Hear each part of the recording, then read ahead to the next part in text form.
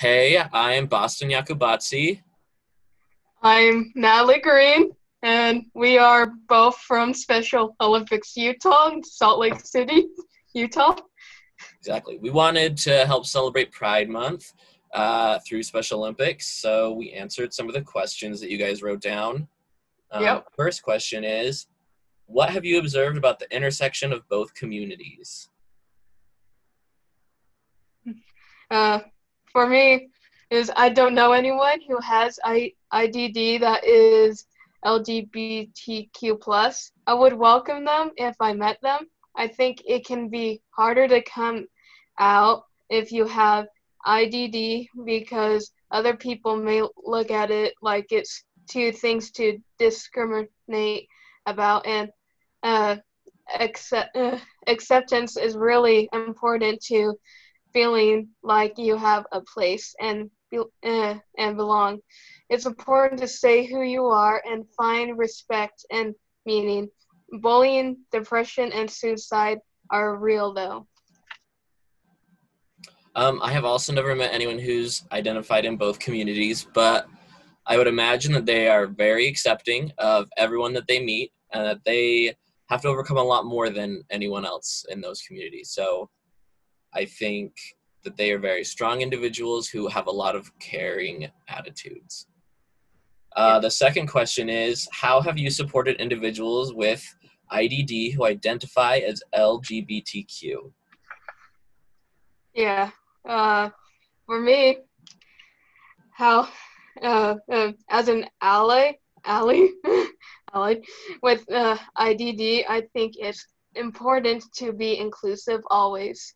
Uh, I have participated in many Pride events, Utah Pride Parade and Circle, LGBTQ Summit, Love Loud, and volunteered at Pride events. I wear my support and buy from businesses that support the LGBT plus community. I also love vote. Sorry, I also vote in elections so that we can elect leaders who support diversity and inclusion. I talk about pride in my social media and share stories about inclusion.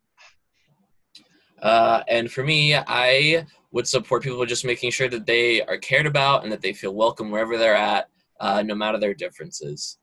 Yeah. The third question is, why are you an ally?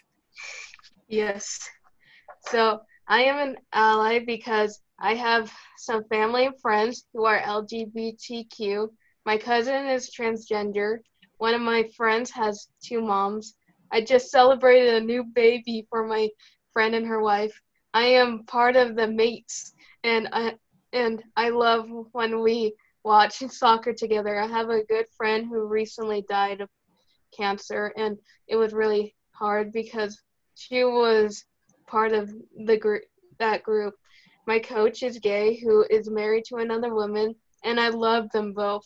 I trust my coach because she is honest, and I know that she cares about me. I want people to know that it's okay to be who you are and love who you love.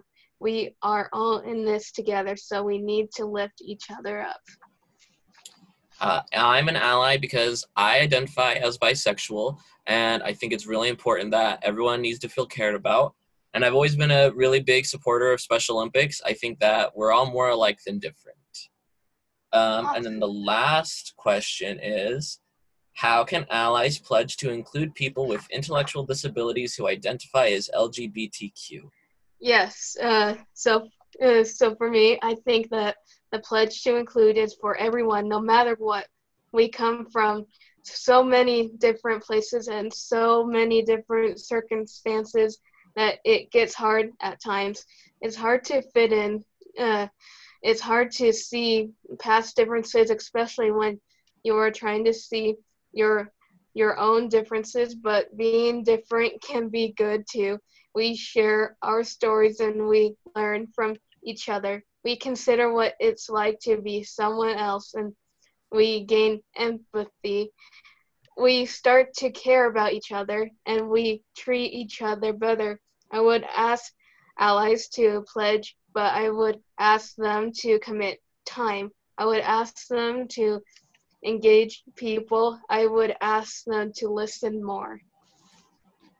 I agree. I think allies can pledge to include people with intellectual disabilities, and those who have and those who are part of the LGBTQ community, by just making sure you're there for them and letting them know that you care about them.